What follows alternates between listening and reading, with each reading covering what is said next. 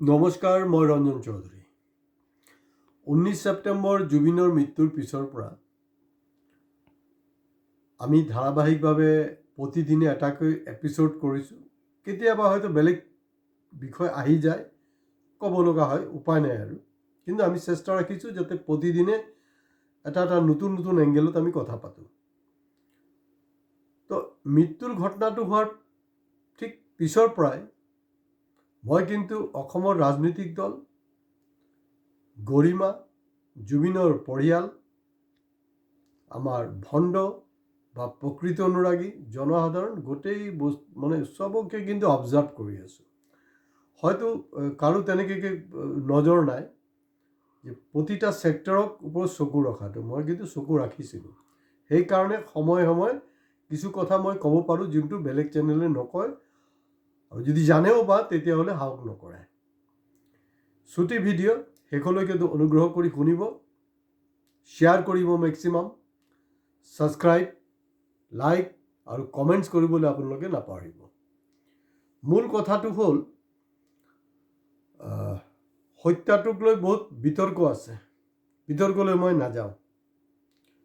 মোৰ খালি এই এটা প্ৰশ্ন নতুনকৈ মূৰত খেলি আছে, প্ৰশ্ন খেলিছে আগৰ পৰাই, নতুনকৈ আহিছে যে এইটো হ'ল হঠাৎ দেখা গৈছে যে জুবিনৰ পৰিয়াল খুব তৎপৰ হৈছে তাৰ ন্যায় বিচাৰৰ বিষয়টোক লৈ। কিন্তু এই তৎপৰতাটো বহুত আগতো দেখুৱাব লাগিছিলে। এনেকুৱা নহয় যে তেওঁৰ পৰিয়াল গণ্ডমূৰ্খ ন, পঢ়া শুনা মোটামুটি চবেই জানে আৰু, শিক্ষিত পৰিয়াল। এতিয়া গৰিমাটো আৰু LKGৰ ষ্টুডেণ্ট নহয়, বা তাৰ ভনী হওক, খুৰাই হওক, যি আছে চবেই মোটামুটি পঢ়া শুনা জনা মানুহ, একেবাৰে কেউ গণ্ডমূৰ্খ নহয়। যোনটো মোৰ মগজত খেলি আছে সিহঁতৰ মগজত নেখেলাৰ কিবা এটা ৰহস্য লাগি আছে। গৰিমাই ৰিপৰ্ট নপঢ়াকে, নোচোৱাকে কৈ দিলে আমি সন্তুষ্ট, গোটেই অসমবাসী সন্তুষ্ট। সেইটো কি? তাৰমানে কি সেইটো আপুনি মুখ্যমন্ত্ৰীৰ নিৰ্দেশত কৈছিলে নেকি সেইটো কথা? 2 নম্বৰ, নেক্সট যেতিয়া আপুনি পঢ়িলে, পঢ়াৰ পিছত আপুনি হিহুৰি উঠিছে একদম। আপুনি ভবাই নাই, কৈছে আপুনি বহুত কিবা কিবি, সেইকেইটা মানুহ নহয়, পিচাচ হয়, অমুক তমুক, বহুত কিবা কিবি কৈছে। কিন্তু এই হঠাৎ যে পৰিৱৰ্তনটো মোৰ কিবা এটা লাগি আছে। জুবিন গাৰ্গক যেতিয়া USTM ইউনিভাৰ্চিটিয়ে ডক্টৰেট দিছিলে, ডক্টৰেট দিয়াৰ পিছত হিমন্ত বিশ্ব শৰ্মা এই ডক্টৰেট উপাধিৰ ওপৰত ইটিকিং কৰিছিলে। গৰিমা কোনো ৰিয়েক্ট কৰা নাই, তেওঁৰ পৰিয়ালৰ মানুহ কোনো ৰিয়েক্ট কৰা নাই। মই তেতিয়াই কৈছিলোঁ যে এইটো এটা ভাল পদক্ষেপ, যিনক অসম নহয় এটলিষ্ট মেঘালয় এটা ইউনিভাৰ্চিটি এইটোক ৰিয়েলাইজ কৰিছে, দিছে। এই একেখিনি কাম গুৱাহাটী ইউনিভাৰ্চিটি হওক বা বাকী তেজপুৰ ইউনিভাৰ্চিটি হওক, আমাৰ কটন ইউনিভাৰ্চিটি, তেওঁলোকে কৰিব লাগে। তো শেহতীয়াকৈ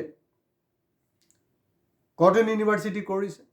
তো কটন ইউনিভাৰ্চিটি যেতিয়া তেখেতক জুবিনক মৰণোত্তৰ ডক্টৰেট দিলে, সেই ডক্টৰেট এইখন ল'বলৈ জুবিনৰ ভনী গ'ল। মই এটা বস্তুটো বুজি নাপাওঁ, জুবিনৰ ভনী কেলে, গৰিমা কিয় যোৱা নাই? তাত কি অসুবিধা আছিলে? অসুবিধাটো ক'ত? আপুনি যাব লাগিছিল, আপুনি যোৱা নাই। শেহতীয়াকৈ আপোনাৰ নেতৃত্বত আপোনাৰ পৰিয়ালৰ কেইজনমান সদস্যই যোৰহাটত প্ৰেছ মিট কৰিছে। যোৰহাটত কি কাম আছে? যোৰহাটত কোনো কাম নাই নহয়।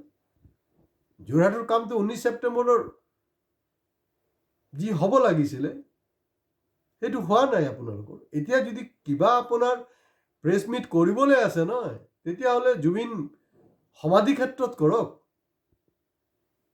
সেইটো বেটাৰ। যোৰহাটৰ কোনো কাম নাই।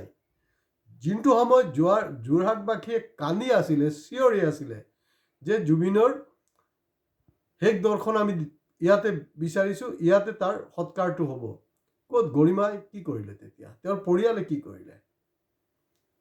প্ৰশ্ন সেইটো। এতিয়া গৰিমাৰ লগত যোৱা নাই।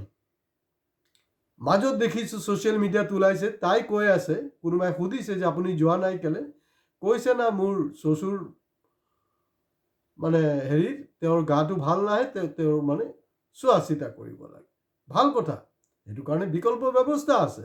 আপুনি যোৱা নাই কেলে? কি অসুবিধা আছিলে? আপুনি কি জানিছিলে নেকি এনেকুৱা এটা ঘটনা হ'ব? আপুনি যাব লাগিছিলে। আপোনাৰ শ্বশুৰ শাশুড়ি যি আছে তেওঁলোকৰ পৰিয়ালৰ মানুহৰ প্ৰতি আপোনাৰ এটা কৰ্তব্য আছে।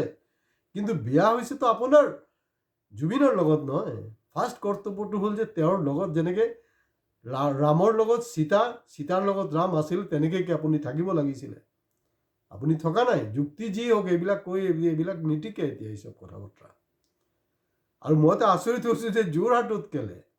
যোৰহাট নহয়, যোৰহাটত নিশ্চয় আহিব, এইটো জুবিনৰ চহৰ হয়, জুবিনৰ জন্মস্থান হয়। কিন্তু সেইটো সময়ত যোনটো কৰিব লাগিছিলে না, আপুনি কৰা নাই। যিখিনি কৰা হৈছে চব হিমন্ত বিশ্ব শৰ্মাৰ ডাইৰেকশ্যন মতেহে কৰা হৈছে। এতিয়া শেহতীয়াকৈ দেখিছে এইবিলাক কৰি লাভ নাই।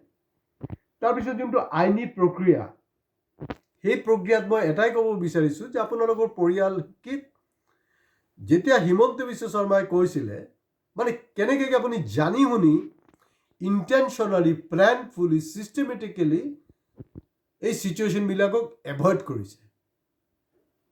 এয়া হ'ল যেতিয়া ইমান ন্যায় চায়ৰ কিহৰ দৰকাৰ? যেতিয়া হিমন্ত বিশ্ব শৰ্মাইটো ৰেকৰ্ডেড, অকল অসম নহয়, নেশ্যনেল লেভেলতে বস্তুটো বাজিছে। আৰু এয়া প্ৰথম ভাৰতবৰ্ষৰ কোনো ৰাজ্যৰ এছেম্বলিত একজন মুখ্যমন্ত্ৰী এই ধৰণৰ কথা বতৰা পাতিছে। তেওঁতো বহুত কথাই পাতি থাকে, স্পষ্টকৈ কৈছে মাৰিছে একজন, 5জনক সহায় কৰিছে। তো 5 × 1 = 6। মই তেতিয়া প্ৰশ্ন কৰিছিলোঁ, তেতিয়া 7জন মানুহ কেলে জেলত বহি আছে? তো 7 নম্বৰজন কোন? শ্যাম কানু হয় নেকি? তাৰ মানে নিৰপৰাধী প্ৰমাণ কৰাৰ কাৰণে 7জন আপুনি অংকটো মিলোৱা নাই নেকি? এই মহন্ত পৰিয়ালৰ লগত কিবা কি আপোনালোকৰ দুৰ্বলতা আছে নেকি? কথাটো সেইটো। তেতিয়া গৰিমাই হওক, আমিই হওক, তেওঁৰ পৰিয়ালৰ মানুহবিলাক তেতিয়া কোৱেশ্যন কৰিব লাগিছিলে যে আপুনি ইমিডিয়েটলি এফিডেভিট হওক বা যি আইনী প্ৰক্ৰিয়া আছে, এই আপোনাৰ এছেম্বলিত ভাষণ বাজি নহয়, আপুনি তাত ছাবমিট কৰক। আৰে এইবিলাকতো আপুনি কৰাই নাই। আৰু এতিয়া যোনটো হৈ আছে, it is a long process. ইমান ইজি নহয় কথাবিলাক, আৰু সেইটো আপোনালোকে জানে। It's a long process. কোনোবাই মোক কৈছে আছুৱে ছাপোৰ্ট কৰিছে, আৰু ঘণ্টা কিহৰ আছু ছাপোৰ্ট কৰা নকৰাৰ কি ঘণ্টাটো হ'ল? আছুতো সেইটো চৰকাৰে পুহি থকা এটা সংগঠন, এইটো চবেই জানে, এইটো অ'পেন চিক্ৰেট, আৰু কোনো ক'বলেই নাই। তাহাঁতি মানে হেৰি কৰিছে, ছাপোৰ্ট জনাইছে, প্ৰতিবাদ কৰিছে। আৰু তোৰ ঘণ্টা কি হেৰি হ'ব? যি হেৰিয়ে বিচৰা নাছিলে জুবিন গাৰ্গে, সেইটোক লৈ বেইমানি কোনে কৰিলে? জুবিনে কৰিলে না আছুৱে কৰিলে, সমুজ্জ্বলে কৰিলে? সেইটো কওক, কমেণ্ট বক্সত কমেণ্টছ লিখক আপোনালোকে। তো গতিকে এই কাৰবাৰবিলাক ঠিক হোৱা নাই। তাৰমানে এনেকুৱা হৈছে নেকি যে আৰম্ভণিতে আপুনি হিমন্ত বিশ্ব শৰ্মাৰ ডাইৰেকশ্যন মতে চলিছে, এতিয়া আপুনি গৌৰৱ গগৈৰ ডাইৰেকশ্যন মতে চলি আছে? হ'ব পাৰে, নহ'ব পাৰে, মই নাজানো। কাৰণ বিপৰীত মৰিত অৱস্থান কৰিছে কেলে? মই আইনৰ ছাত্ৰ নহয়, মই একজন মূৰ্খ মানুহ। যদি মোৰ মূৰত এইবিলাক প্লে কৰিব পাৰে, আপোনালোকৰ মূৰত কিয় প্লে কৰা নাই? আৰু মই আটাইতকৈ যোনটো বেয়া পাইছোঁ, এই যোৰহাটত প্ৰেছ মিটৰ কোনো দৰকাৰেই নাছিলে। প্ৰেছ মিট তেতিয়া ভাল লাগিলে হয় যদি আপোনালোকে জুবিনৰ সৎকাৰটো ইয়াত কৰিলে হয়। জুবিন এই যে আপোনাৰ ভকত সকাম হাবি জাবি যি আছে নহয়, এইবিলাকৰ বিপক্ষে থকা একজন মানুহ। কিন্তু আপুনি মুখ্যমন্ত্ৰীৰ নিৰ্দেশত মুখ্যমন্ত্ৰীক ওচৰত মূৰটো টোৱাই আপুনি চব কৰিলে, যোনটো নেকি জুবিনৰ আদৰ্শৰ বিপৰীতে গৈছে। গতিকে এই চব নকৰিব। এতিয়া ধৈৰ্য ধৰক, আৰু আছু তাছুৰ এই কিবা আছে বৰ্তা আমাৰ সমুজ্জ্বল, আপোনালোকে এই চব ষ্টেটমেণ্ট বন্ধ কৰক। আৰু পেপাৰবিলাকৰোতো লাজ নাই, তাহাঁতি ফ্ৰণ্ট পেজত দি থাকে এইবিলাক। তাৰমানে পেপাৰ, নিউজ চেনেল আৰু চৰকাৰ জানি শুনি মিলি আছুক জিন্দা কৰি ৰাখিছে। আৰু মই কৈ আছোঁ আপোনালোকক, যি ৰিপৰ্ট আহিছে সেই ৰিপৰ্টত ইমান ইজি নহয় যে এইকেইটাক আপুনি মৃত্যুদণ্ড দিয়া বা লাইফ চেণ্টেঞ্চ দিয়া, যি কৰক, এইটো ইমান ইজি নহয়, কিন্তু সেইটো আপোনালোকে জানে, নজনা নহয়। গতিকে এটলিষ্ট চৰকাৰেতো বহুত ভেয়ুকাভাৱনা কৰিবই, কিন্তু আপোনালোকৰ ফালৰ পৰা হেমাহি বহুত কৰিছে, চৰকাৰৰ কথামতে উঠা বহা কৰিছে, আৰু উঠা বহা নকৰিব। নিজৰ সন্মান নিজে ৰাখক, আৰু জুবিনৰ প্ৰতি যদি আপুনি প্ৰকৃত শ্ৰদ্ধা দিব পাৰে, যোনটো গোটেই অসম অবজাৰ্ভ কৰি আছে, আপুনি হয়তো ভাবিছে যে আপুনি মানে হেৰি হৈ যাব, কোনো মানে সমালোচনা নহ'ব, এইটো হ'বই নোৱাৰে। এতিয়া মই কৰিছোঁ, পিছত বেলেগে কৰিব। গতিকে আজি ইয়াতে শেষ কৰিছোঁ। নমস্কাৰ।